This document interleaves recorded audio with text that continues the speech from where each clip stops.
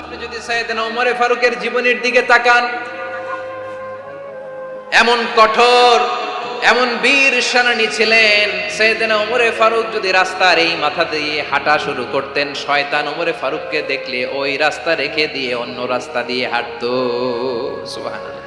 ওমর ফারুক রাদিয়াল্লাহু তাআলা কি পার্সোনালিটি ছিল, কি পার্সোনালিটি। আমাদের এলাকায় ছোট বাচ্চারা রাতে ভাত খেতে চায় না, আমার মেয়েটাও খেতে চায় না। এটা দিব, ওইটা দিব। আজকে মাহফিলে আসার সময় বলে দিছে লিস্ট করে এটা আনতে হবে। তো ছোট্ট বাচ্চাদের অনেক বায়না থাকে, ওরা রাতে খেতে চায় না। তো মায়েরা বিভিন্ন ভয় দেখায়, এই বাঘ আসবে, বাঘ আসবে খাও, এই ভূত আসবে, ভূত আসবে খাও। আপনারা কি বলেন চট্টগ্রামে? কি আসবে? হ্যাঁ, ভূত, ভূত, ভূত আসবে, বাঘ আসবে, খাও খাও খাও, তাড়াতাড়ি খাও। তো বাচ্চারা এগুলো শুনে ভয়ে খেতে শুরু করে। মদিনার জমিনেও একই ঘটনা করতো। মদিনার ছোট্ট ছোট্ট সোনামণিরা খেতে চাইতো না। তো মায়েরা বলতো, হা হুয়া ইয়াতি উমর, হা হুয়া ইয়াতি উমর, ওই যে উমর আসতেছে, উমর। ওমরে ফারুকের কথা শুনলে বাচ্চারা একেবারে ঠান্ডা। সুবহানাল্লাহ পড়বেন না? প্রভু তুমি বলেছ রাসূল দেবে না, বলনি দেবে না ওমর, বলনি দেবে না হামজা তারিক, খালিদ বিজয় সমর। প্রভু তুমি বলেছ রাসূল দেবে না, বলনি দেবে না ওমর, বলনি দেবে না হামজা তারিক, খালিদ বিজয় সমর। প্রভু তুমি বলেছ রাসূল দেবে না। আল্লাহু আকবার। ওমর ফারুক রাদিয়াল্লাহু তাআলা আনহু, ওনার কথা শুনলে গায়ের মধ্যে গুজবাম হয়, গায়ের পশমগুলো দাঁড়িয়ে যায়। সুবহানাল্লাহ বলেন। কি পার্সোনালিটি ছিল, কি ব্যক্তিত্ব ছিল। মুনাফিকরা ওমর ফারুককে জমের মতো ভয় পেতেন। শয়তান, ভূত শয়তান এই রাস্তা দিয়ে আসলে শয়তান অন্য রাস্তা দিয়ে হাঁটতো। ওমর ফারুক রাদিয়াল্লাহু তাআলা আনহুর জীবনে যদি দেখেন, তাহলে সেখানে আপনি আদালতের, ইনসাফের, সুশাসনের, জাস্টিসের নমুনা দেখতে পাবেন। কয়টা শুনবেন? সাইয়েদনা ওমর ফারুকের রাদিয়াল্লাহু তাআলা আনহুর সন্তান আব্দুর রহমান মিশরে মদ খেয়ে মদ্যপ অবস্থায় ধরা পড়েছে। মদ খাওয়ার কারণে, মদ যদি কেউ পান করে আর যদি প্রমাণিত হয়, তার বিচার হলো 80 বেত। আওয়াজ করে বলেন কয় বেত? বাংলাদেশেও তো এই আইন আছে নাকি? বাংলাদেশে আছে? হ্যাঁ, মদ খাইলে 80 বেত, এই আইন বাংলাদেশে চালু হোক। আমরা চাই কি চাই না? চাই সবাই। এজন্যই তো ইসলাম ভাল লাগে না। ইসলামকে ভাল লাগে না। ইসলামকে আউট করে রাখতে পারলেই তো এরকম বড় বড় বোতল খাওয়া যায়। একেবারে সহজ, পানির মতো সহজ হিসাব, একেবারে সহজ। ওমর ফারুক রাদিয়াল্লাহু তাআলা আনহুর ছেলে ভুল করে মদ পান করে ফেলেছিলেন। আব্দুর রহমান, ঘটনা ঘটেছে মিশরে। মিশরের গভর্নর তখন আমর ইবনে আস রাদিয়াল্লাহু তাআলা আনহু। আব্দুর রহমানের ভাই যে গভর্নরকে বলল, গভর্নর যদি একটু দয়া করেন, খলিফার ছেলে আমার ভাই আব্দুর রহমান মদ্যপ অবস্থায় ধরা পড়েছে, জনসম্মুখে যদি আপনি বেত্রাঘাত করেন আমাদের প্রেস্টিজ থাকে না। যদি 80 বেত আপনি মারেন আমার কোনো কথা নাই, কিন্তু ঘরের ভেতরে মারেন। আব্দুর রহমানের ভাইয়ের সুপারিশ শুনে সাইয়েদনা আমর ইবনে আস রাদিয়াল্লাহু তাআলা আনহু রাজি হয়ে গেলেন। ঘরের ভেতরে লোকচক্ষুর আড়ালে 80 বেত তিনি মানলেন। কিন্তু ঘটনাক্রমে এই কথা লুকিয়ে লুকিয়ে ঘরের ভেতরে 80 বেত মারার কথা সাইয়েদনা ওমর ফারুক মদিনা থেকে জানতে পারলেন। মদিনা থেকে তিনি ফরমান জারি করলেন, এই বিচার যেমনটি আমর ইবনে আস আদায় করেছে, এটা প্রকৃতপক্ষে আদায় হয় নাই। আসো সবাই মদিনায় আসো, আমর ইবনে আস মদিনায় আসো, আব্দুর রহমানও আসো, সবাই আসো। জনসম্মুখে এই বিচার কার্যকর করতে হবে। সাইয়েদনা ওমর ফারুক মসজিদে নববীর পিলারের মধ্যে নিজের ছেলেকে বাঁধলেন, আবার জনসম্মুখে 80টা বেত তার গায়ের মধ্যে মারলেন। মাজমুয়ে ফাতাওয়া ইবনে তাইমিয়া রাহিমাহুল্লাহ উনি এটা নকল করেছেন। এটা সবচেয়ে বিশুদ্ধ মত। আর অনেক মত আছে, মারা গেছে কবরের উপর, ওগুলো বাদই দিলাম। কেমন খলিফা ছিল, কেমন খলিফা! পশ্চিমারা তোমরা জাস্টিস আমাদেরকে শেখাও, ইনসাফ কারে বলে, সুশাসন আমাদেরকে তোমরা শেখাও। ওমরে ফারুক রাদিয়াল্লাহু তাআলা ওই বিচারকে তিনি ধর্তব্য মনে করেন নাই, মদিনাতে এনে আবার জনসম্মুখে আবার আশীর্বাদ মেরেছেন। মিশরে ওমরে ফারুক রাদিয়াল্লাহু তাআলা আমর ইবনুল আসকে গভর্নর করে পাঠালেন। সেখানে আমর ইবনুল আসের ছেলে একটা প্রতিযোগিতায় রানার আপ হয়েছে, এক মিশরি সেখানে চ্যাম্পিয়ন হয়েছে। রানার আপ বুঝতে পেরেছেন তো? রানার আপ সেকেন্ড হয়েছে, এক মিশরি হয়েছে চ্যাম্পিয়ন প্রথম। কিন্তু গভর্নরের ছেলে ও জিততে পারে নাই, ও রাগে ওই মিশরির গায়ের মধ্যে কয়েকটা লাঠি দিয়ে বাড়ি মেরেছে। মিশরি যে মদিনাতে ওমরে ফারুকের কাছে বিচার দিলেন, আপনার গভর্নরের ছেলে অন্যায়ভাবে আমার গায়ে হাত তুলেছে। সাইয়েদনা ওমরে ফারুক আবার ফরমান জারি করলেন, আসো মদিনাতে আসো। মিশরীকে ডাকলেন।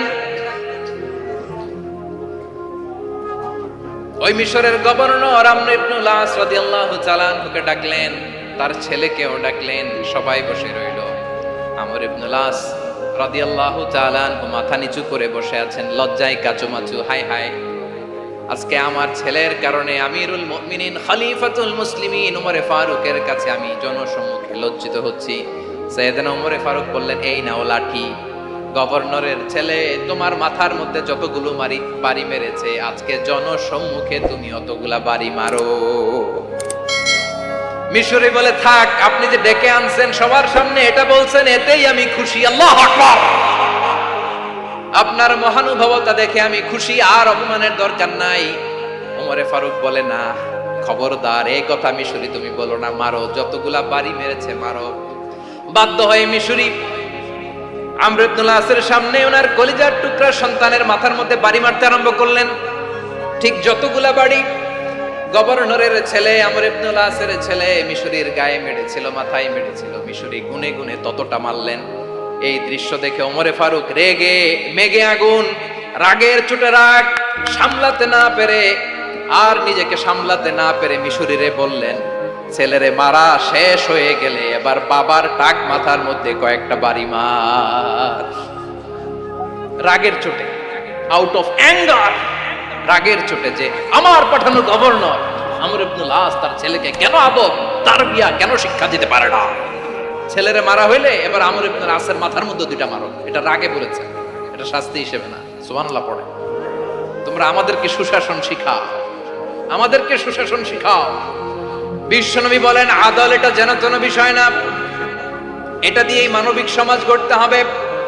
আল্লাহ তাআলা কিয়ামতের কঠিন ময়দানে, যেদিন স্বামী স্ত্রীকে চিনবে না, স্ত্রী স্বামীকে দেখে পালিয়ে যাবে, বন্ধু বন্ধুরে চিনবে না, পীর সাহেব মুরিদরে চিনবে না, মুরিদ পীর সাহেবরে চিনবে না, দলের কর্মী তার নেতারে চিনবে না, নেতা তার কর্মীরে চিনবে না, বন্ধু বন্ধুরে দেখে পালাবে। কঠিন মুহূর্তে সূর্যটা মাথার কাছে চলে আসবে, জমিনটা তামার জমিন হবে, আজকের জমিনের মতো নয়। মানুষ ঘর্মাক্ত, ক্লান্ত, শ্রান্ত মাথার মগজগুলো কানের ছিদ্র আর নাকের ছিদ্র দিয়ে বেয়ে বেয়ে পড়বে। বিশ্বনবী ফরমান, ময়দানে 7 শ্রেণীর ব্যক্তিকে রব্বুল আলামিন তার আরশের নিচে ছায়া দিবেন। তার মধ্যে প্রথম শ্রেণীর ব্যক্তি হলো ইমামুন আদিল। ইমামুন আদিল, ন্যায়পরায়ণ শাসক, যে ইনসাফের সাথে বিচার করে, যে জাস্টিস সমাজে সার্ভ করে, যে সুশাসন নিশ্চিত করে, ওই ইমামুন আদিল। আদিল শব্দটা বুঝছেন না? ইন্নাল্লাহা ইয়া'মুরু বিল আদল, পাইছেন? আদিল। 7 শ্রেণীর ব্যক্তিকে আল্লাহ তাআলা সুশীতল আরশের নিচে ছায়া দিবেন, যেদিন তার দেয়া ছায়া ছাড়া কোনো ছায়া থাকবে না। এর প্রথম হচ্ছে ইমামুন আদিল, ন্যায়পরায়ণ শাসক। চিল্লায় বলেন সুবহানাল্লাহ। আবার বিশ্বনবী বললেন, ইন্নাল মুকসিতিনা ইনদাল্লাহি আলা মানাবিরা মিন নূর আন ইয়ামিনির রহমান। কিয়ামতের দিন যারা ন্যায়পরায়ণ হিসেবে আল্লাহর সামনে দাঁড়াবে, কিয়ামতের দিন রব্বুল আলামিন তার আরশের ডান দিকে ওই ন্যায়পরায়ণ লোকদের জন্য আরশের ডান দিকে একটা নূরের মিম্বারে তাদেরকে বসার সুযোগ করে দিবে। আল্লাহর আরশের ডান দিকে ন্যায়পরায়ণ লোকদের জন্য আল্লাহ তাআলা নূরের মিম্বার বানাবে। 4 কথা মনে করেছেন? আল আদাল, জাস্টিস, ইন্নাল্লাহা ইয়া'মুরু বিল আদল, আল্লাহ তাআলা এই আদালতের নির্দেশনা দেন, সুবিচার, সুশাসন। প্রিয় ভাইরা, এটা আমরা বাংলাদেশে চাই কি চাই না?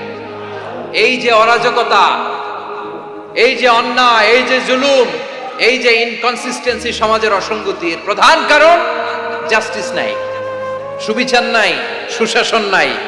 শেষবারের মতো আওয়াজ করে বলেন তো, আমরা বাংলাদেশে আদল চাই কি চাই না? তাহলে প্রথম নির্দেশনা শেষ, আল্লাহ তাআলা তোমাদেরকে আদলের আদেশ দেন। এরপরে আল্লাহ বললেন, আমি তোমাদেরকে ইহসানের আদেশ দেই। ইন্নাল্লাহা ইয়া'মুরু বিল আদলি ওয়াল ইহসান, আমি তোমাদেরকে যেমনি আদলের নির্দেশনা দেই, তেমনি ভাবে তোমাদেরকে ইহসানের নির্দেশনা দেই। ইহসান, আওয়াজ করে সবাই বলেন তো ইহসান। সবাই বলেননি, সবাই বললে এতটুকু আওয়াজ হবে আমি বিশ্বাস করি না। আওয়াজ করে বলুন আল ইহসান। ইহসান মানে কারো প্রতি সফট হার্টেড হওয়া, মহানুভব হওয়া, অনুগ্রহ পরায়ণ হওয়া, অনুগ্রহশীল হওয়া, একে অপরের প্রতি দয়াদ্র হওয়া। একে অপরের প্রতি দয়াদ্র, অনুগ্রহশীল হওয়া ছাড়া মানবিক সমাজ কশিনকালেও গঠন করা সম্ভব না।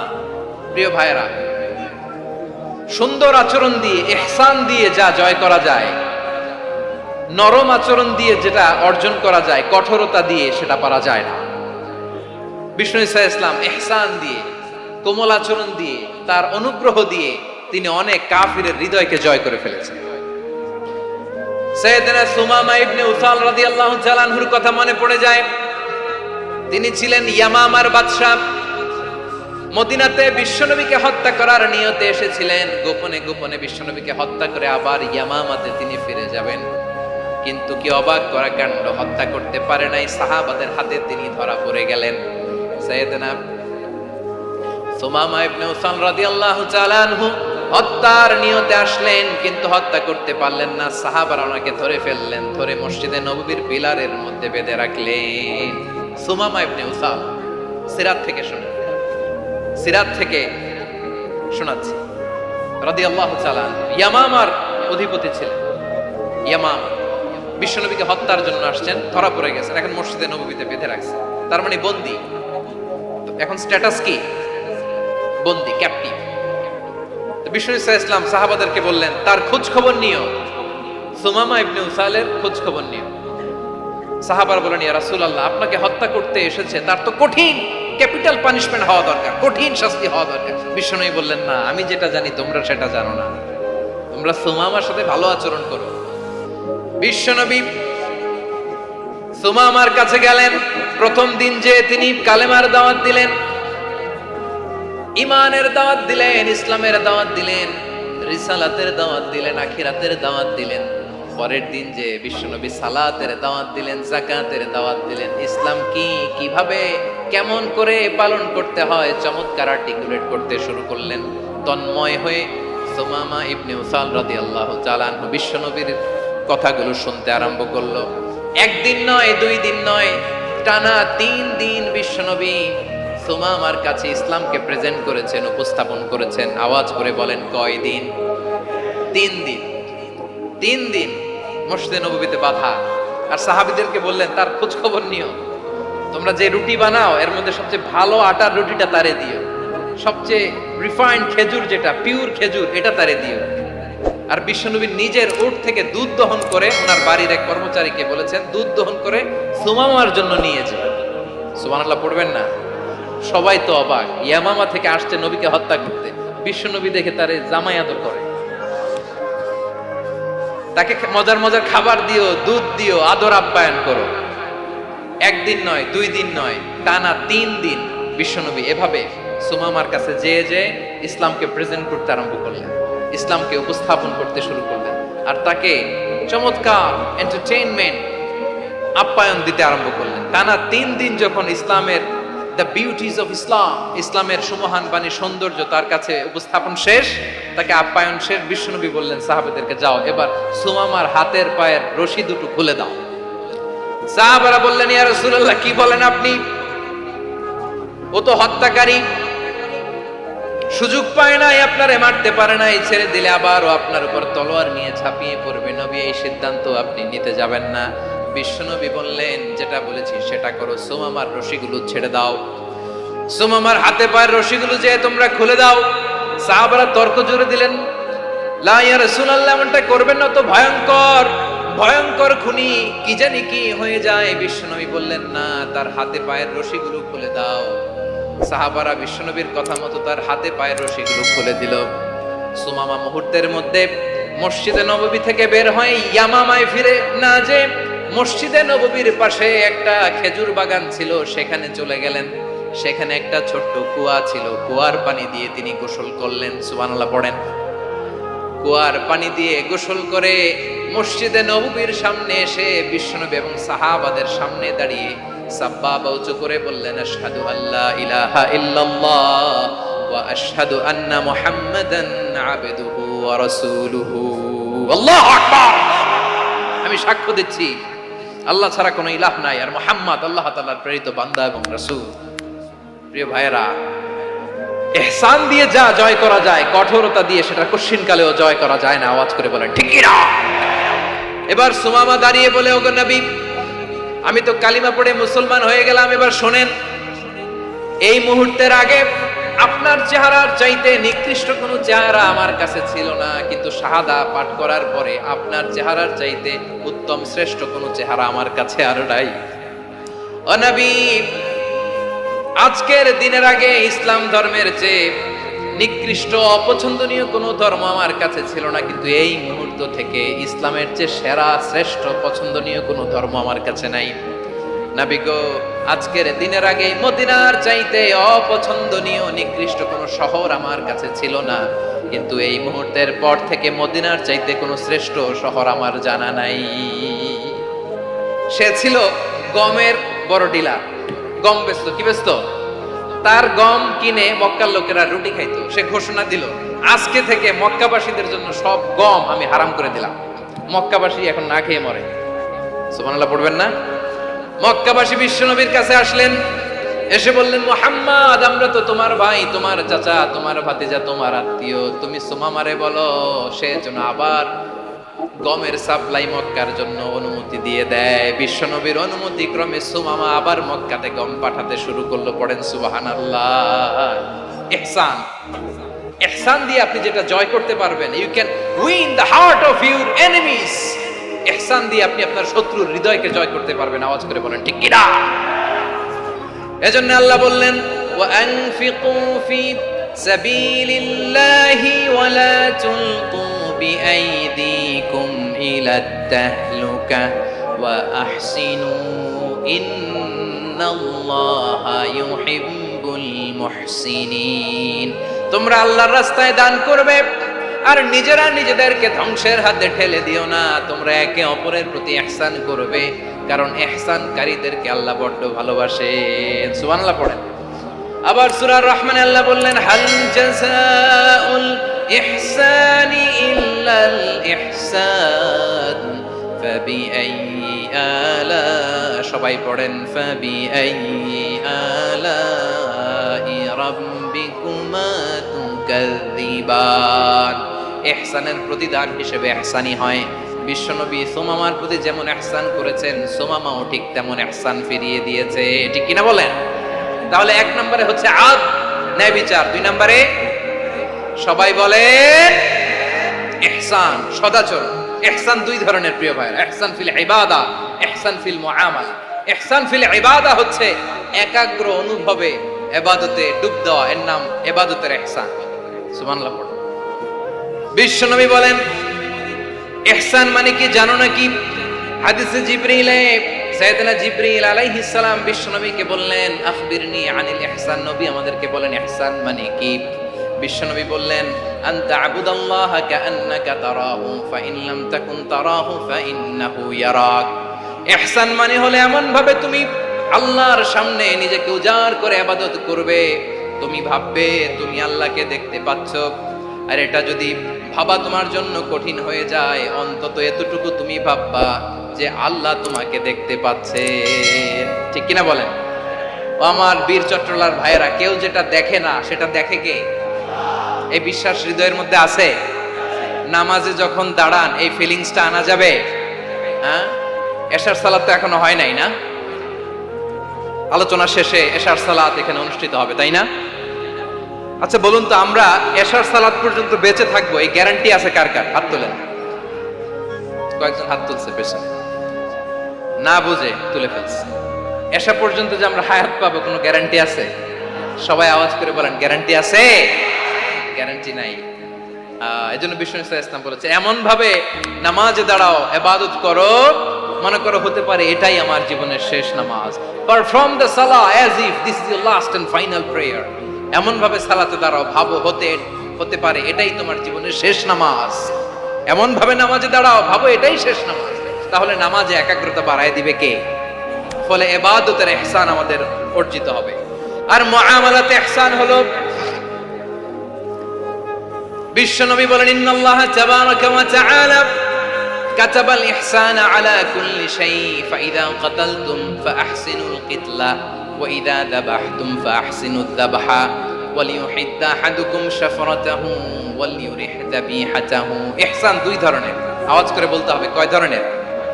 সবাই বলুন আওয়াজ করে, কয় ধরনের? একটা হচ্ছে ইহসান ফিল ইবাদা, ইবাদতে ইহসান। ইবাদতে ইহসান কি? একাগ্র অনুভব দিয়ে ইবাদত করা, মন প্রাণ দিয়ে ইবাদত করা। আর মুআমালাতে ইহসান কি?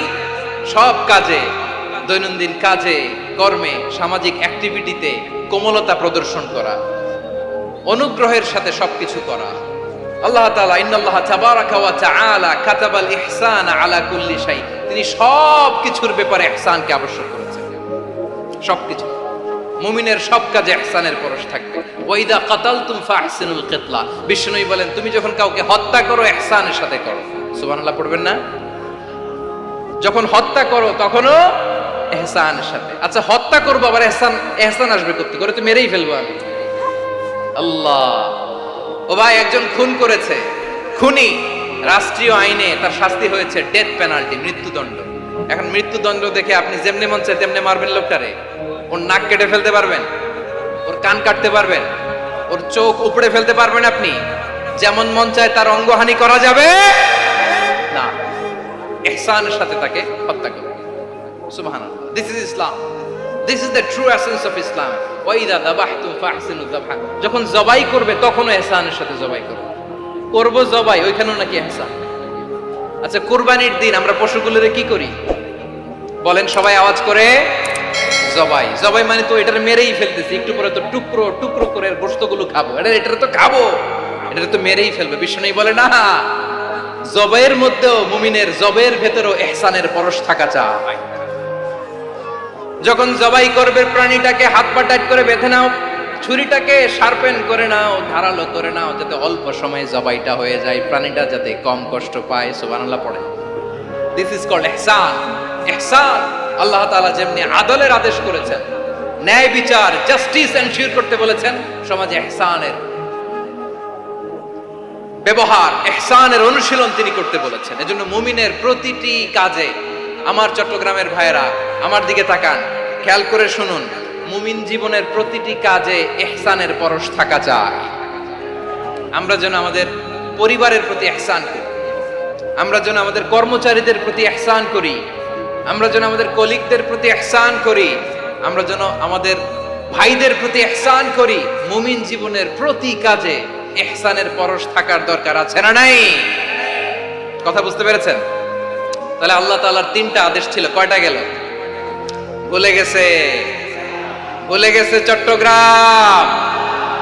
তিনটা আদেশের মধ্যে কয়টা বললাম? প্রথমে কি ছিল? আদল। দুই নম্বরে, তিন নম্বরে রব্বুল আলামিন বললেন ওয়া ইতা ইদিল কুরবা, নিকটাত্মীয়দেরকে দান করো, নিকট আত্মীয়দেরকে দাও, যারা তোমাদের ব্লাড কানেকশনের আত্মীয় তাদেরকে তোমরা দাও। এখানে জেনারেলি বললেন দাও, কি দিব সেটা তিনি এখানে বলেন নাই, সেটা তিনি সূরাতুল ইসরার মধ্যে বলেছেন। আল্লাহ বলেন ওয়া আতিযাল কুরবা হাক্কাহ, নিকট আত্মীয়দেরকে তাদের অধিকার, তাদের প্রাপ্য তোমরা বুঝিয়ে দাও।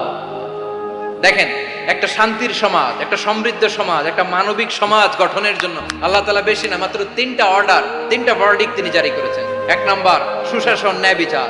দুই নাম্বার ইহসান। তিন নাম্বার নিকটাত্মীয় যারা কাছের, তোমার ভেরি ক্লোজ রিলেশনশিপে আছে, তাদেরকে দাও। দাও, দিলে বাড়িয়ে দেয় কে? অনেকে দিতে চায় না, কৃপণতা করে। দিলে বাড়ায় দেয় কে? ওমিয়া মদিনার মধ্যে সবচাইতে গরিব সাহাবী ছিল বেলাল রাদিয়াল্লাহু তাআলা আনহু। ওনার এন্টায়ার অ্যাসেট, সম্পদের পরিমাণ কতদূর জানেন? একটা লুঙ্গি। বেলাল রাদিয়াল্লাহু তাআলা আনহু, ওনার টোটাল ওয়েলথের এস্টিমেশন হচ্ছে মাত্র একটা লুঙ্গি। একটা লুঙ্গি, টোটাল ওয়েলথ এস্টিমেশন, টোটাল সম্পদের পরিমাণ বেলাল রাদিয়াল্লাহু তাআলা আনহুর কি ছিল? কথা বোঝে নাই বোধহয়, কি ছিল? ওই বেলাল রাদিয়াল্লাহু তাআলা আনহুকে বিষ্ণু ইসলাম বলেছেন, আনফিক ইয়া বেলাল, ও বেলাল তুমিও দাও। ওয়ালা তাখশা মিন যিল আরশি ইখলালা, আরশের অধিপতির তো কোনো ঘাটতি নাই, তুমি দিলে ওই আল্লাহ তোমারে বাড়ায় দিবে। এজন্য আমার প্রিয় ভাইয়েরা, দিলে কমে না, দিলে বাড়ে। অনেকে ধরে রাখে, নতুন কিছু নিতে পারে না, হাত দিয়ে যেটা ধরে রেখেছেন এটা দিয়ে দেন, বড় একটা ধরার সুযোগ পাবেন। জোরে বলেন ঠিক কিনা? ধরেন 5 কেজি ওজনের একটা ধরে রাখছেন, এখন 10, এটা না ছাড়লে 10 কেজি ধরতে পারবেন আপনি? আচ্ছা, 10 কেজির জিনিস একটা আছে হাতে, ওইটা যদি ছেড়ে দেন তাহলে না 15 কেজি ধরতে পারবেন। কথা বলেন ঠিক কিনা? তাহলে দিলে বাড়িয়ে দেয় কে? রব্বুল আলামিন বললেন 3 নাম্বার আদেশ হলো তোমাদের প্রতি সমাজটারে কেমন করে মানবিক সমাজ, সুন্দর সমাজ গড়বা। 3 নাম্বার আদেশ হলো ওয়াআতিদাল কুরবা হাক্কা, নিকটাত্মীয়দেরকে তাদের প্রাপ্য বুঝিয়ে দাও। এই নিকটাত্মীয়দেরকে তাদের অধিকার বুঝিয়ে দেওয়া, প্রাপ্য বুঝিয়ে দেওয়াতে আমাদের গাফলতি আছে না নাই?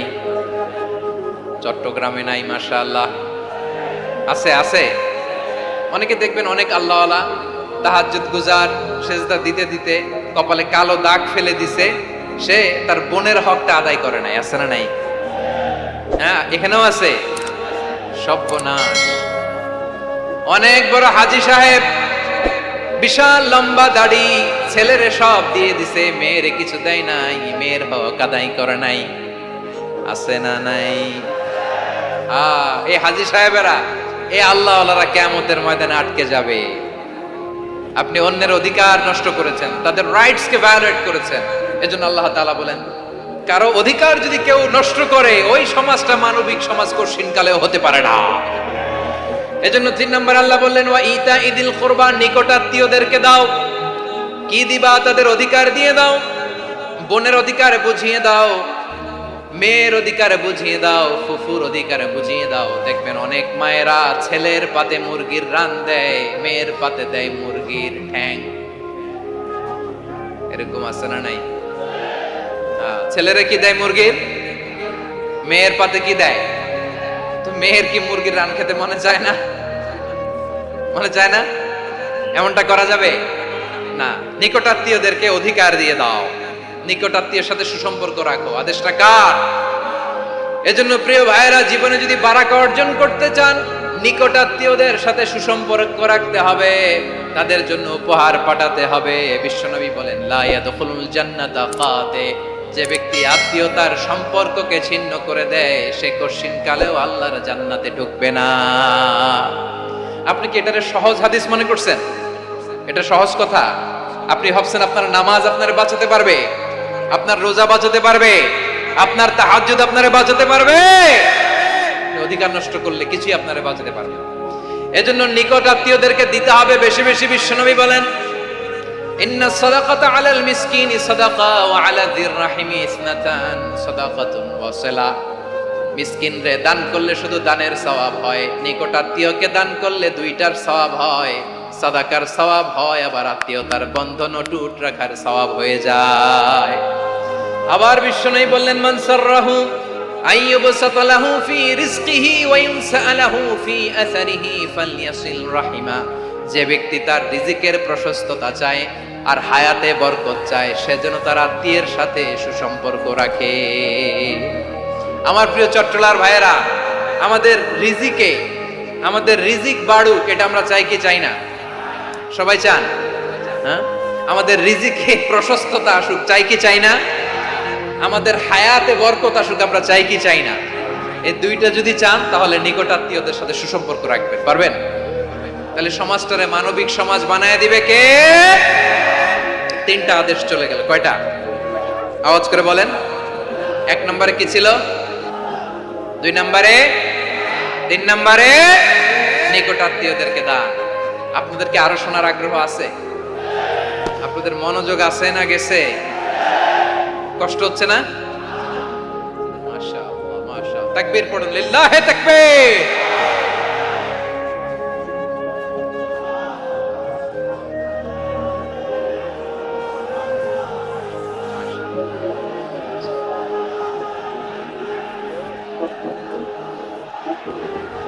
আমার প্রিয় ভাইয়েরা, আল্লাহ তাআলা তিনটা জিনিসের যেমনি আদেশ করেছেন, অনুরূপ ভাবে তিনটা বিষয় তিনি বারণ করেছেন, নিষেধ করেছেন। ওগুলোর কাছেও যাওয়া যাবে। শুনবেন। রাব্বুল আলামিন বলেন, ওয়ায়ানহা আনিল ফাহশাই ওয়াল মুনকারি ওয়াল বাগি। আমি যেমনি তিনটি বিষয় আদেশ করলাম, অনুরূপভাবে তিনটি বিষয়ে বারণ করলাম, নিষেধ করলাম।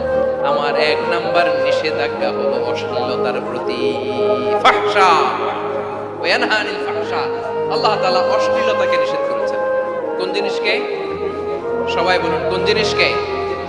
যত ধরনের, যত টাইপের, যত ক্যাটাগরির অশ্লীলতা হতে পারে, সব অশ্লীলতাকে হারাম করেছেন কে? ফাহশা মানে কি? কথায়, কাজে, আচরণে, কমেন্ট, ফেসবুকের কমেন্টসে যত ধরনের নোংরামো আছে, যত ধরনের অশ্লীলতা আছে, এটাকে আরবিতে বলে ফাহশা। এটাকে কি বলে? রাব্বুল আলামিন বলেন, কুল ইন্নামা হাররামা রাব্বিয়াল ফাওয়াহিশা মা যাহারা মিনহা ওয়া মা বাতান।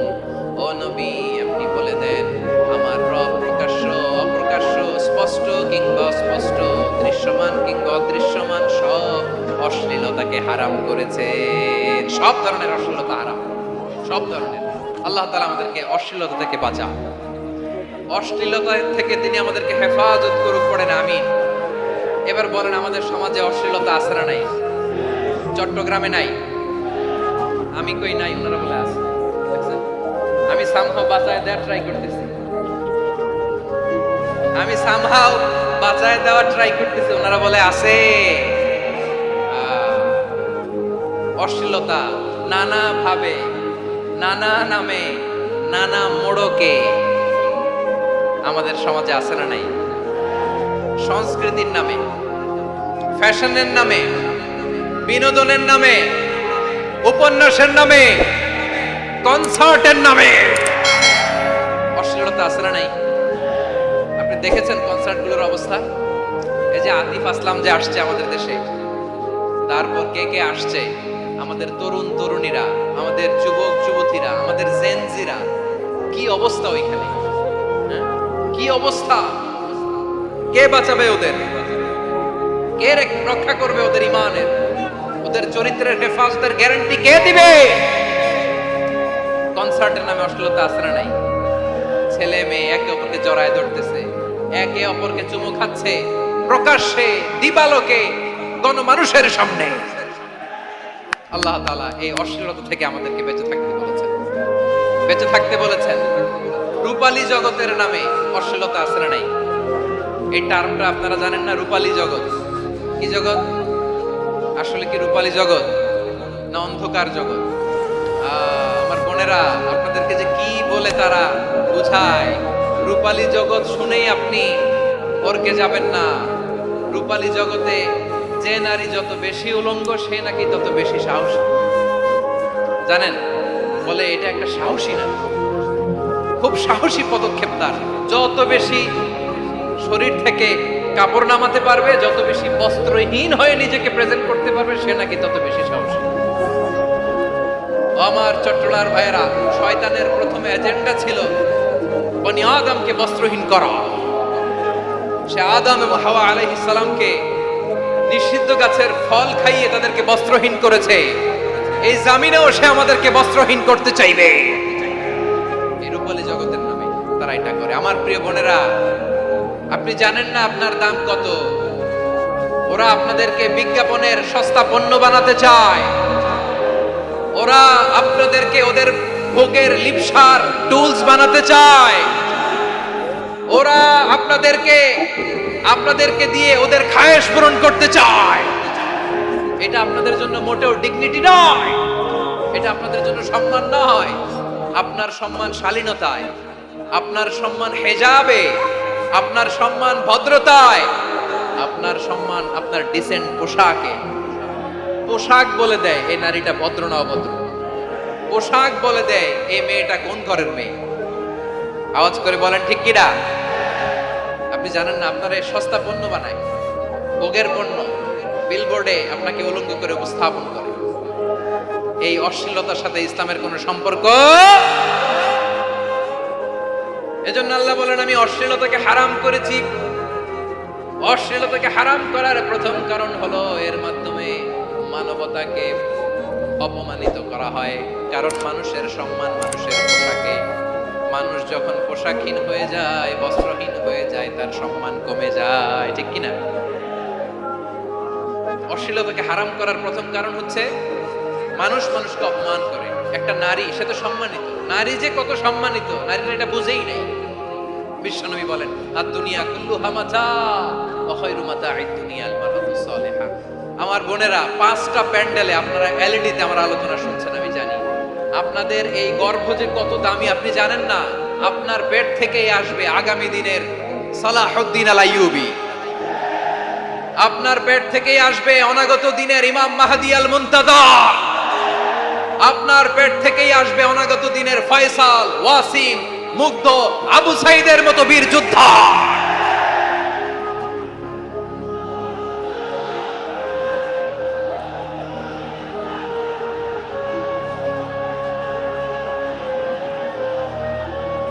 আমার প্রিয় বোনেরা, আমার প্রিয় বোনেরা, বিশ্বনবীর কথার ওজন খেয়াল করেন। আদ-দুনিয়া কুল্লুহা মাতা ওয়া খায়রু মাতা'আদ দুনিয়াল মারআতুস সালিহা। দুনিয়ার সবকিছুই অ্যাসেট, এর মধ্যে সবচেয়ে দামি অ্যাসেট নেককার নারী। আপনার গর্ভ যে কত দামি আপনি জানেন না। নিজের সময়টাকে কাজে লাগান, কোরআন পড়েন, সুন্নাহ পড়েন। আপনার অনেক দায়িত্ব ঘরে। You are the MD of your family.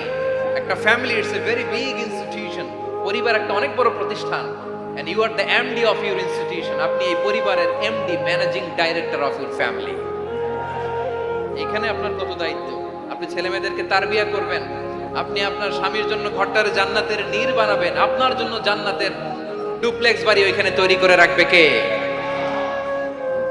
আপনি যে কত দামি আপনি জানেন না। নারীদেরকে আল্লাহ বানিয়েছেন উচ্চতর করে, নিম্নতর নয়। নারীদেরকে ছোট্ট জিনিস দিলে এটার বড় করে দেয়। নারীদেরকে ভ্রূণ দিলে, শুক্রাণু দিলে নারী এটারে বাচ্চা হিসেবে উপহার দেয়, ঠিক কিনা? বিয়ের মাধ্যমে স্বামী যখন তার শুক্রাণু তার স্ত্রীকে উপহার দেয়, স্ত্রী রিটার্নে কি উপহার দেয়? ফুল ফর্ম বেবি, মানব সন্তান। দেখছেন, আপনি দিলেন একটু, গুণী দিছে বিশাল। আপনি যদি নারীকে বাজার এনে দেন, নারী এটাকে সুস্বাদু খাবারে রূপান্তর করে দেয়। আপনি তাকে একটা মুচকি হাসি দিয়ে দেন, সে তার কলিজা দিয়ে দেয়। কিন্তু যদি আপনি তার মনে কষ্ট দেন, সে আপনার জীবনকে জাহান্নাম বানায়া দেয়।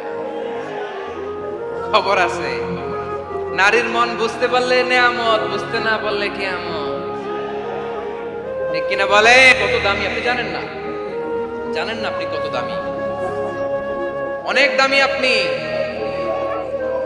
আপনাদেরকে যেন ভোগের সস্তা পণ্য বানাতে না পারে, আপনাদেরকে সচেতন থাকতে হবে, সজাগ থাকতে হবে, কনসার্ন থাকতে হবে।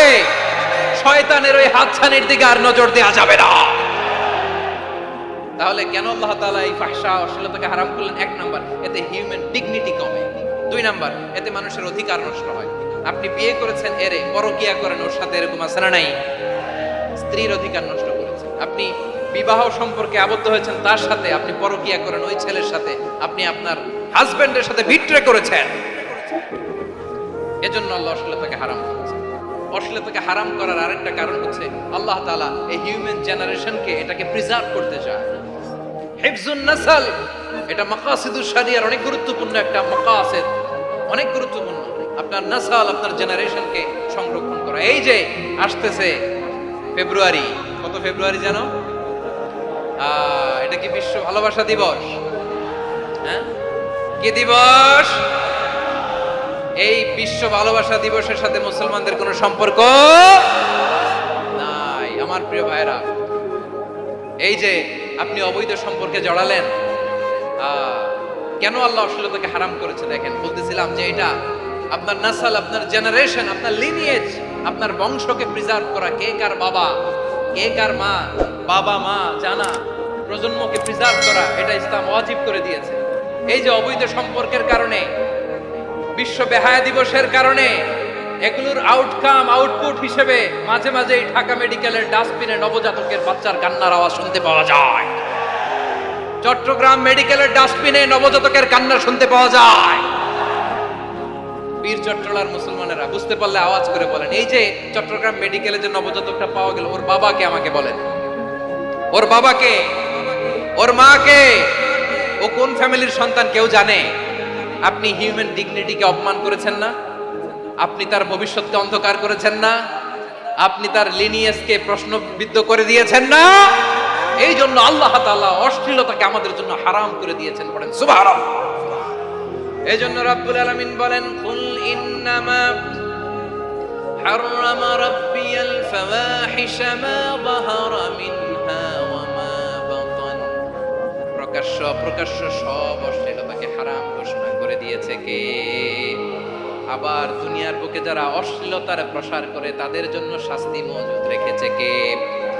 রাব্বুল আলামিন বলেন, ইন্নাল্লাযীনা ইউহিব্বুনা আন তাশিআল ফাহিশাতু ফিল্লাযীনা আমানু লাহুম আযাবুন আলীমুন ফিদ দুনিয়া ওয়াল আখিরাতি ওয়াল্লাহু ইয়া'লামু ওয়া আনতুম লা তা'লামুন।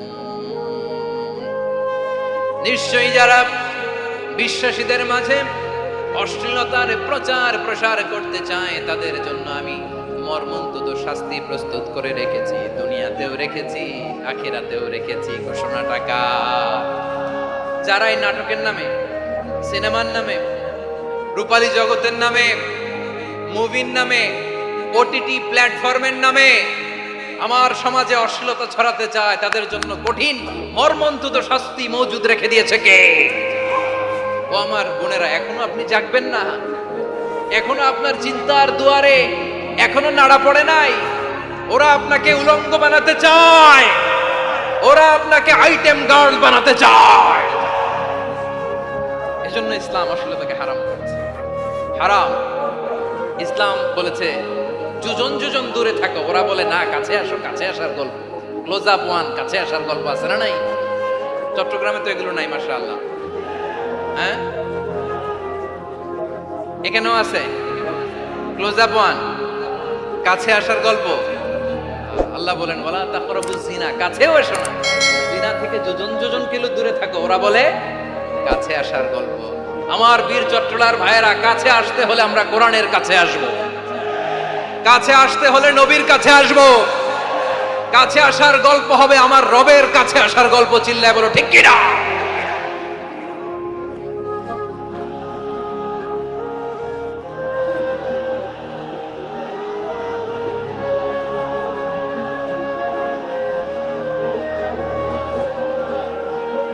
বসুন বসুন আমার ভাইয়েরা।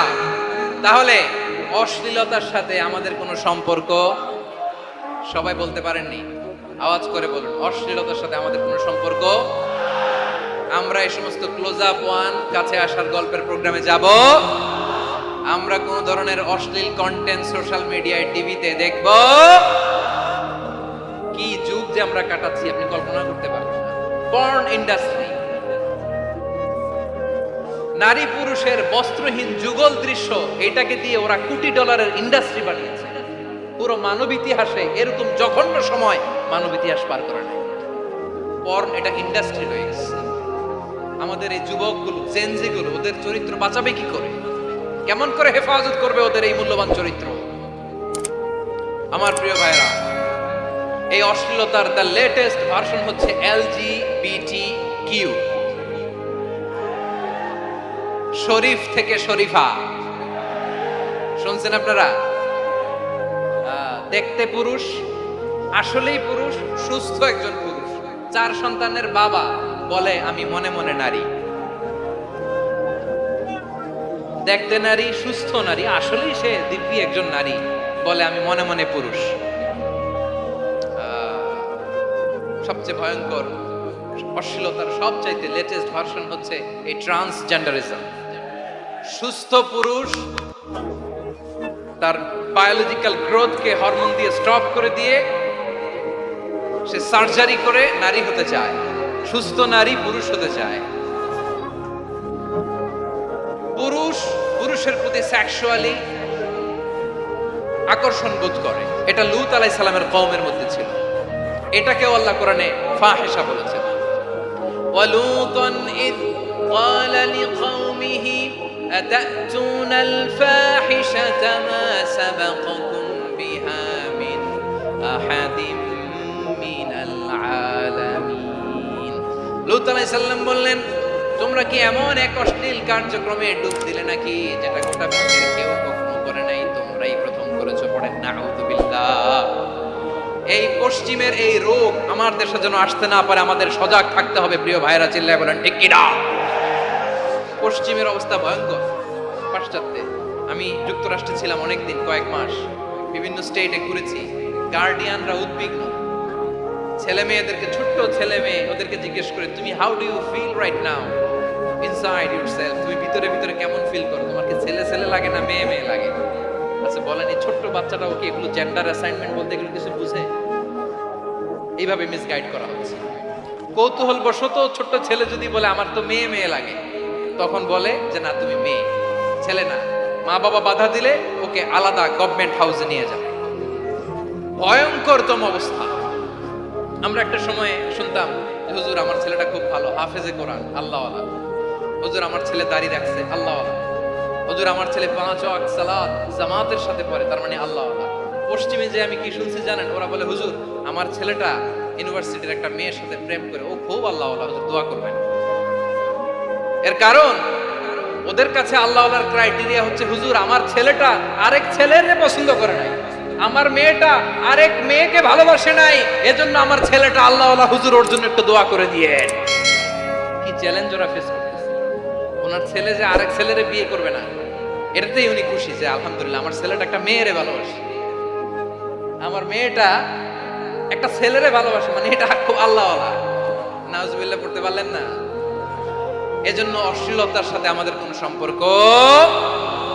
রব্বুল আলামিন বলেন ওয়ায়ানহা আনিল ফাহশাই ওয়াল মুনকারি ওয়াল বাগি, তিনটা জিনিসকে আমি নিষিদ্ধ করলাম। এক নাম্বার হলো ফাহশা, অশ্লীলতা। 2 নম্বরে হলো মুনকারের সমস্ত মন্দ কাজ। আপনাদের মনোযোগ আছে না? শেষ করে দিব? আর 2-1 মিনিট শুনবেন? আচ্ছা বলি তাহলে, আর 2-1 মিনিট। তাহলে নিষেধাজ্ঞা জারি করেছেন 3টা জিনিসের উপর। 1 নাম্বার কি? ফাহশা, অশ্লীলতা। 2 নাম্বার মুনকার। মুনকার মানে হচ্ছে যত মন্দ কাজ, খারাপ কাজ, বাজে কাজ, এটার বলে মুনকার। এটার কি বলে? আপনারা পড়ছেন না তা'মুরুনা বিল মা'রুফি ওয়া তানহাউনা আনিল মুনকার। ভালো কাজের আদেশ, সৎ কাজের আদেশ, অসৎ কাজের নিষেধ। মুনকার, মুনকার হচ্ছে মানুষের স্বাভাবিক বিবেক বোধ যেটাকে খারাপ বলে, ওইটাই মুনকার। পৃথিবীর সব আসমানি গ্রন্থ যেটাকে খারাপ বলেছে, মানুষের স্বাভাবিক বিবেক বোধ যেটাকে খারাপ বলেছে, এগুলো সব মুনকার। যেমন ইফতিজিং, এটা কি ভালো না খারাপ? মজুদদারি, খাদ্যে ভেজাল দেওয়া, ওজনে কম দেওয়া, মাছে ফরমালিন মেশানো, চাঁদাবাজি, টেন্ডারবাজি, দখলবাজি, এগুলো আমাদের স্বাভাবিক বিবেকেই বলে এগুলো খারাপ, এগুলো হচ্ছে মুনকার। আল্লাহ তাআলা এই মুনকার থেকে আমাদেরকে বেঁচে থাকতে বলেন, আর শয়তান এই মুনকারের প্রতি আমাদের উদ্বুদ্ধ করে। আল্লাহ তাআলা বললেন ইয়া আইয়ুহাল্লাযীনা আমানু লা তাত্তাবিউ খুতুওয়াতিশ শাইতান ফাইন ওয়া মান ইয়াত্তাবি' খুতুওয়াতিশ শাইতানি ফাইন্নাহু ইয়া'মুরু বিল ফাহশাই ওয়াল মুনকার। আল্লাহ বললেন আমার গোলামেরা শোনো শোনো, ও আমার বিশ্বাসী বান্দারা খবরদার, তোমরা কশিনকালেও শয়তানের পদাঙ্ক অনুসরণ করবে না, কারণ শয়তান তোমাদেরকে অশ্লীলতা এবং মন্দ কাজের দিকে উদ্বুদ্ধ করে। আমাদের কাজ হচ্ছে শয়তান আমাদেরকে যেদিকে নিতে চায় আমরা তার উল্টা দিকে যাব, ঠিক কিনা বলে? শয়তান এই মন্দ কাজকে আমাদের কাছে বিউটিফাই করে চাকচিক্যময় করে আমাদের সামনে উপস্থাপন করে। এজন্য আল্লাহ বলেন মুনকারকে থামাতে হবে, মুনকার প্রতিরোধ করতে হবে। মুনকার প্রতিরোধের দায়িত্ব শুধু আমাদের নাকি? শুধু আপনার খতিব সাহেবের, ইমাম সাহেবের, নাকি মুসলিম উম্মার সবার? আওয়াজ করে বলুন, মুনকার অসৎ কাজ প্রতিরোধের দায়িত্ব কার? রাব্বুল আলামিন বলেন কুনতুম খায়রা উম্মাতিন উখরিজাত লিন-নাসি তা'মুরুনা বিল মা'রুফি ওয়া তানহাউনা 'আনিল মুনকার। তোমাদেরকে শ্রেষ্ঠ জাতি করে জমিনের মধ্যে আবির্ভূত করা হয়েছে যাতে করে তোমরা জমিনের ভেতরে সৎ কাজের আদেশ করতে পারো আর অসৎ কাজের নিষেধ করতে পারো। উম্মাহ কুনতুম খায়রা, তাহলে গোটা উম্মার দায়িত্ব, এটা বুঝতে পারছেন তো? আচ্ছা, আরো নিচে আসেন। এরপরে আল্লাহ বললেন শুধু উম্মাহ না, এই জমিনের রাজত্ব আমি যাদের হাতে দেই, এই জমিনের মালিক আমি যাদেরকে বানিয়ে দেই, যাদেরকে আমি সরকারের দায়িত্ব দেই, তাদেরকেও মুনকার প্রতিরোধের দায়িত্ব দিয়েছে কে? আল্লাহ বলেন যারা ক্ষমতার মসনদে বসেছে তাদেরকে 4 দফা কর্মসূচি আমি আল্লাহ দিলাম। আওয়াজ করে বলেন কয় দফা? আল্লাহ বলেন আল্লাযীনা ইম্মাক্কান্নাহুম ফিল আরদি আকামুস সালাতা ওয়া আতামুস যাকাতা ওয়া আমারু বিল মা'রুফি ওয়া নাহাউ আনিল মুনকার ওয়া লিল্লাহি আকিবাতুল উমুর। যারা এই জমিনের উত্তরাধিকার হয়েছে তারা 4 দফা কর্মসূচি নিয়ে সামনে আগাবা। সালাত কায়েম করবা, যাকাত আদায় করবা, সৎ কাজের আদেশ দিবা, অসৎ কাজ থেকে মুনকার প্রতিরোধ করবা। আদেশটা কার? আমার প্রিয় চট্টলার ভাইরা, পুরো উম্মার দায়িত্ব মুনকার প্রতিরোধ করা, সরকার প্রধানের দায়িত্ব মুনকার প্রতিরোধ করা। এরপর আল্লাহ বলেন প্রতিটা ফ্যামিলির যিনি প্রধান সিইও বাবা, প্রত্যেক বাবারও দায়িত্ব এই মুনকার প্রতিরোধ করা। আওয়াজ করে বলেন ঠিক কিনা? যেমনটি সাইয়েদনা লুকমান আলাইহিস সালাম ওনার কলিজার টুকরা সন্তানকে আদেশ করেছেন, ইয়া বুনাইয়া আকিমিস সালাতা ওয়া'মুর বিল মা'রুফি ওয়ানহা আনিল মুনকার। পড়েন সুবহানাল্লাহ। বাবা ছেলেকে সবক দিচ্ছে। কে সবক দিচ্ছে? কাকে? লুকমান আলাইহিস সালাম ছেলেকে বলতেছে, ওরে আমার কলিজার টুকরা সন্তান, ওরে আমার বাছা, নামাজ কায়েম করবা, সৎ কাজের আদেশ দিবা, আর মুনকার প্রতিরোধ করবা, অসৎ কাজ, সমাজ থেকে খারাপ কাজকে ছেটে বিদায় করে দিবা। তাহলে দেখেন আমি স্টেপ বাই স্টেপ নাও। পুরা উম্মার দায়িত্ব, জমিনের উত্তরাধিকারী আল্লাহ যাদেরকে বানিয়েছেন সরকার, তাদের দায়িত্ব, প্রতিটি ফ্যামিলির প্রধানের দায়িত্ব। এরপরে বিশ্বনবী বলেন সচেতন প্রতিটি মুসলিমের দায়িত্ব সমাজ থেকে মুনকারকে উৎখাত করা। বিশ্বনবী বলেছেন মান রাআ মিনকুম মুনকারান ফালিয়ুগাইয়িরহু বিয়াদিহি فإن لم يستطع فبلسانه وإن لم يستطع فبقلبه وذلك أضعف الإيمان। সমাজে যে মুনকার দেখবে, খারাপ কাজ দেখবে, সেজন্য হাত দিয়ে সেটাকে থামায়। কি দিয়ে? আপনাদের তো হাত নাই না?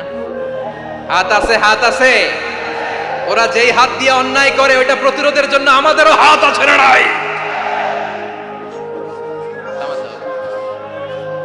থামাতে হবে।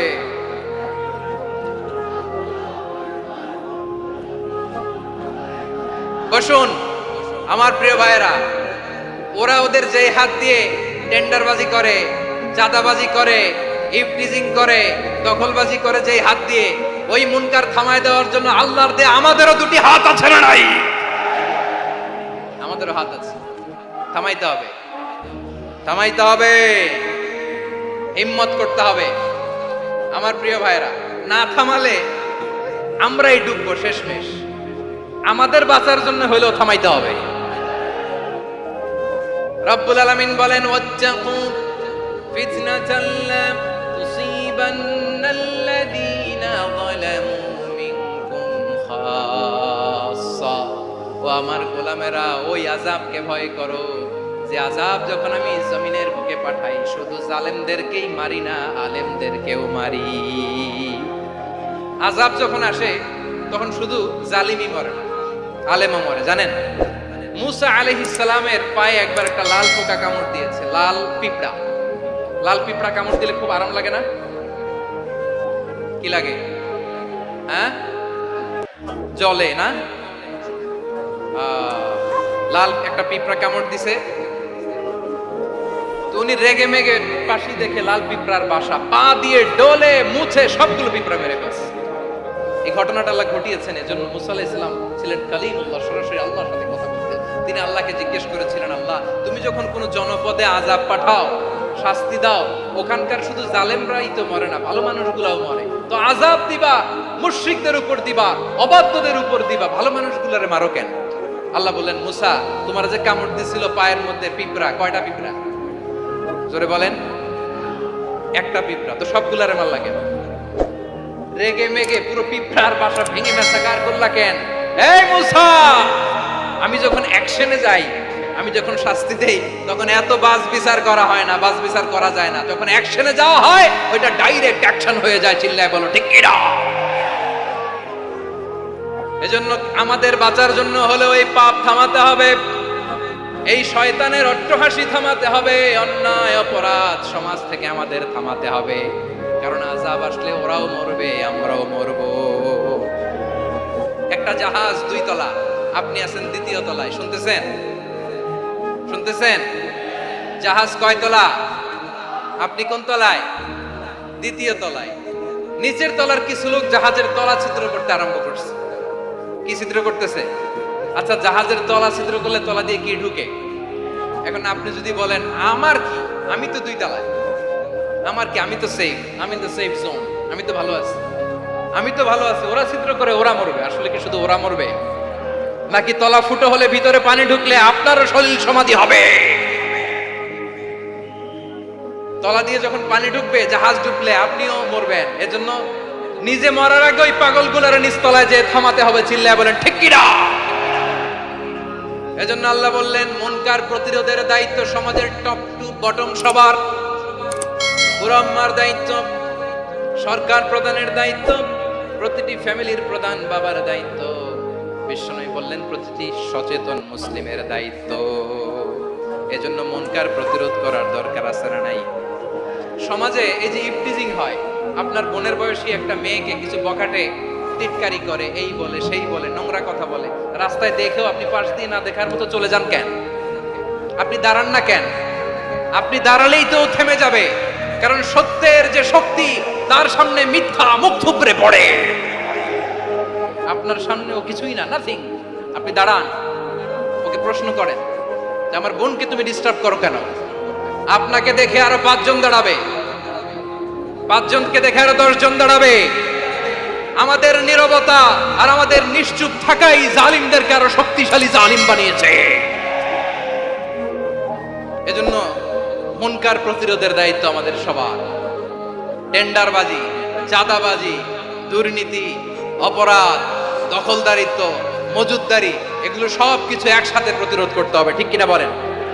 একটা মানবিক সমাজ যদি চাই, প্রতিরোধ করতে হবে। প্রিয় ভাইয়েরা, আল্লাহর শপথ নিয়ে বলি, এই নাসিহাতগুলো সবার জন্য, সব দলের জন্য, সব মতের মানুষের জন্য। আমরা কোনো দলের প্রতি মানুষকে ডাকি না, আমরা ডাকি ইসলামের দিকে। সব দলের, সব মতের, সব মানুষদেরকে আমরা আহ্বান জানাই, আসুন আমরা একটা সুন্দর সমাজ বিনির্মাণ করি। এই যে নতুন বাংলাদেশের এক সুযোগ এসেছে, আর জীবনে হয়তো আসবে না, সামনের 100 বছরে এই সময় আসবে না। আসুন দেশটাকে আমরা সাজাই, আসুন আমরা দুর্নীতি বন্ধ করি, আসুন আমরা চাঁদাবাজি বন্ধ করি, আসুন আমরা দখলদারিত্ব বন্ধ করি, আসুন আমরা এক দল আরেক দলকে নিশ্চিহ্ন করার যে রাজনীতি, এটা বন্ধ করি। সব দলের প্রতি আমার আহ্বান। আমি কিছুদিন আগে একটা নিউজ দেখলাম, ওই যে লন্ডনে বসে জনাব তারেক রহমান সাহেবকে আমি ধন্যবাদ দিতে চাই। উনি সংবাদ শোনা মাত্রই ওনার দলের অনেক চাঁদাবাজকে উনি বহিষ্কার করেছেন। I do appreciate. প্রতিটি দলের এরকম ইনিশিয়েটিভ নেওয়ার দরকার আছে না নাই? যে কোনো দলে এই প্র্যাকটিসটা থাকার দরকার আছে না নাই? চাঁদাবাজদের সাথে আপনারা নিজেদেরকে মুক্ত ঘোষণা করবেন যে এরা আমার দলের কর্মী হতে পারে না। আমরা চাঁদাবাজ মুক্ত বাংলাদেশ চাই, জুলুম মুক্ত বাংলাদেশ চাই, ফ্যাসিজম মুক্ত বাংলাদেশ চাই, গুণ খুন খারাপি মুক্ত বাংলাদেশ চাই। আমরা নতুন ভোরের বাংলাদেশ চাই। ওই বাংলাদেশ পাওয়ার জন্য মুনকার প্রতিরোধে, অন্যায় প্রতিরোধে যদি বাঘের বাচ্চার মতো, আবু সাইদের মতো দুই হাত উঁচু করে বুককে টান টান করে প্রসারিত করে দাঁড়াতে হয়, রাজি আছো মুসলমান? কারা কারা রাজি? আল্লাহকে হাত দেখিয়ে প্রতিজ্ঞা করো।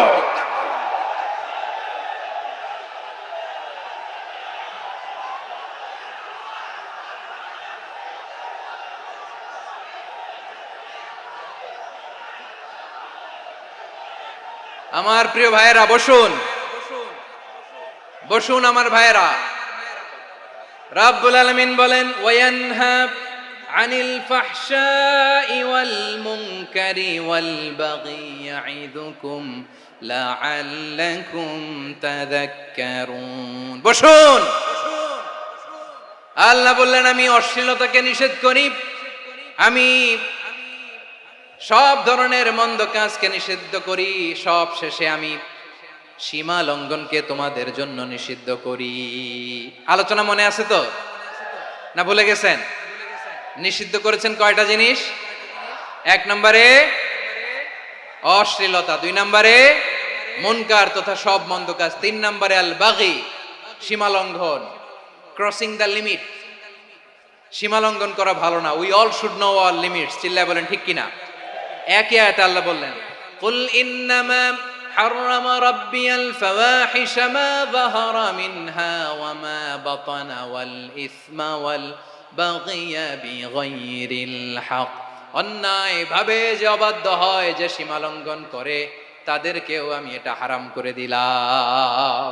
সীমা লঙ্ঘন করা হারাম, সীমা লঙ্ঘন করা হারাম। আল্লাহ বারবার বারবার আমাদেরকে ওয়ার্নিং দেয়। যখন আমরা থামি না তখন আল্লাহ ধরে, আর যখন ধরে তখন ছাড়ে না। ধরে ধরে ধরে না, ধরলে আল্লাহ। ফেরাউনকে কিন্তু হুট করে ধরে নাই, আপনারা জানেন 9 বার ওয়ার্নিং দিয়েছে। ফেরাউনকে আল্লাহ তাআলা ওয়ার্নিং দিয়েছিল কয়বার? বীর চট্টলার বীর সেনানীরা আওয়াজ করে বলেন, ফেরাউনকে ধরার আগে ওয়ার্নিং দেয়া হয়েছিল কয়টা? রাব্বুল আলামিন বলেন, ওয়ালাকাদ আতাইনা মূসা 9 আয়াতিন বাইয়িনাত। 9টা মুআজিজা দেখিয়েছি। 1 2 3 বারবার এইভাবে রিমাইন্ডার, ওইভাবে রিমাইন্ডার, এইভাবে নসিহত, ওইভাবে দাওয়া। ফাকুলা লাহু কাওলান লাইয়িনা, নরম করে বলো, সফট করে বলো, যত ওয়ে হতে পারে দাওয়া মেথডোলজি। মূসা আলাইহিস সালামের সব অ্যাপ্লাই শেষ। 10ম বারে যে আল্লাহ ধরছে, 10ম বারে যে ধরেছে। এজন্য আল্লাহ বলেন, আমি সীমা লঙ্ঘনকে পছন্দ করি না। কোরআনের অন্য আয়াতে বাগীকে বলা হয়েছে আল ইতিদা। সীমা লঙ্ঘন যারা করে তাদেরকে আল্লাহ বলেছেন মুতাদিন। ওয়াকাতিলু ফি সাবিলিল্লাহিল্লাযীনা ইউকাতিলুনাকুম ওয়া লা তা'তাদু ইন্নাল্লাহা লা ইউহিব্বুল মুতাদিন। আমি সীমা লঙ্ঘনকারীদেরকে কোশ্চিনকালেও পছন্দ করি না। আমরা যেন সীমা লঙ্ঘন না করি। রাজি আছেন তো? যে কোনো ক্ষেত্রে ইবাদতে যেন সীমা লঙ্ঘন না করি। অনেকে আমরা ইবাদতে সীমা লঙ্ঘন করে ফেলি। বিশ্বনবী সাল্লাল্লাহু আলাইহি ওয়াসাল্লাম যেটা শিখিয়েছেন এর বাইরে যে অতিরিক্ত বুজুর্গ হতে চায়, এরকম আছে না নাই? করা যাবে না, কোনো ক্ষেত্রেই সীমা লঙ্ঘন করা যাবে, এমনকি যুদ্ধ ক্ষেত্রেও না। বিশ্বনবী সাল্লাল্লাহু আলাইহি ওয়াসাল্লাম বলেন, খবরদার যুদ্ধ ক্ষেত্রেও সীমা লঙ্ঘন করো না। কি সুন্দর ইসলাম আমরা পেয়েছি। বিশ্বনবী বলেন, খবরদার যুদ্ধের ময়দানে কোনো নারীর গায়ে হাত তোলো না, কোনো শিশুর গায়ে হাত তোলো না, কোনো গবাদি পশু হত্যা করো না, কোনো শস্য ক্ষেত্র ধ্বংস করো না, ইবাদতরত অন্য ধর্মের কোনো সন্ন্যাসীর গায়ে হাত তোলো না। বলেন সুবহানাল্লাহ। তাহলে আমরা সীমা লঙ্ঘন করতে পারবো? প্রিয় ভাইরা, একটা সুখী, সমৃদ্ধ, শান্তির সমাজ, মানবিক সমাজ যদি আমরা গঠন করতে চাই, আমাদের আল্লাহর দেয়া কয়টা আদেশ মানতে হবে বলেন দেখি? সবাই বলেন কয়টা? আর বেঁচে থাকতে হবে কয়টা জিনিস থেকে? আওয়াজ করে বলেন কয়টা? আচ্ছা, আদেশ নাম্বার 1 কি ছিল বলেন? আল্লাহর আদেশ কি? 1 নাম্বার আদাল, ন্যায়পরায়ণতা। আমরা সুবিচার, সুশাসন, ন্যায় বিচার চাই কি চাই না? 2 নম্বরে কি ছিল? মাশাআল্লাহ, আওয়াজ করে বলেন 2 নম্বরে কি ছিল? ইহসান। আমরা যেন সবার প্রতি দয়া পরবশ হই, ইহসান করি। 3 নম্বরে কি ছিল? নিকটাত্মীয়দের দান করা, তাদের অধিকার প্রাপ্য বুঝিয়ে দেওয়া। পাশাপাশি 3টা জিনিস থেকে আল্লাহ বারণ করেছেন, নিষেধ করেছেন। তার প্রথমটা ফাহশা, অশ্লীলতা। অশ্লীলতার সাথে আমাদের কোনো সম্পর্ক। আজকের এই ঐতিহাসিক চট্টগ্রামের প্যারেড ময়দান থেকে আমরা যত ধরনের মা তাহারা মিনহা মা বাতান, প্রকাশ্য অপ্রকাশ্য, দৃশ্যমান অদৃশ্যমান সব অশ্লীলতা থেকে নিজেদেরকে মুক্ত ঘোষণা করলাম। অশ্লীলতাকে আমরা না বলে দিলাম। আওয়াজ করে সবাই বলুন নো। অশ্লীলতার সাথে আমাদের কোনো সম্পর্ক। 2 নাম্বার নিষেধাজ্ঞা কি ছিল? আল মুনকার, সমাজের যত মন্দ কাজ এগুলোকে আমরা প্রতিরোধ করব। রাজি আছেন তো সবাই? 3 নম্বরে আল বাগি, সীমালঙ্ঘন। কোন মুসলিম সীমালঙ্ঘন করে না, এমনকি যুদ্ধক্ষেত্রেও না। আওয়াজ করে বলেন ঠিক কি না? রব্বুল আলামিন শেষে বললেন ইয়াইদুকুম লাআল্লাকুম তাযাক্কারুন, আল্লাহ তোমাদেরকে উপদেশ দেন যাতে তোমরা শিক্ষা গ্রহণ করো। আমরা উপদেশ দিব, আমরা জোর করে কাউরে কিছু মানাতে চাই না। লা ইকরাহা ফিদ্দিন ওয়া যাক্কির ফা ইন্না যিকরা তানফাউল মুমিনিন। উপদেশ দিলে এটা মুমিনদের কাজে দেয়। লাস্তা আলাইহিম বিমুসাইতির ইন্নামা আনতা মুযাক্কির। নবী হে, আপনি রিমাইন্ডার দাতা, আপনি উপদেশ দিবেন। আমরাও বিশ্বনবীর এই হাদিসগুলো থেকে, কোরআনের আয়াত থেকে রিমাইন্ডার, এই কথামালা বাণীবাহক হিসেবে এই বাণীগুলো আপনাদের সাথে কাছে পৌঁছে দিলাম। আমরা আল্লাহ তাআলার কাছে প্রার্থনা করি, আল্লাহ আমরা যেন আদল দিয়ে আমাদের সমাজকে গঠন করতে পারি। আল্লাহ আমরা যেন ইহসান করতে পারি, আমরা যেন নিকটাত্মীয়দের দান করতে পারি। আল্লাহ যত ধরনের অশ্লীলতা, অনাচার, মন্দ কাজ, সীমালঙ্ঘন, অবাধ্যতা থেকে যেন আমরা বেঁচে থাকতে পারি। আল্লাহ তাআলা আমাদের সবাইকে কথাগুলো বোঝার ও আমল করার তৌফিক দান করুন।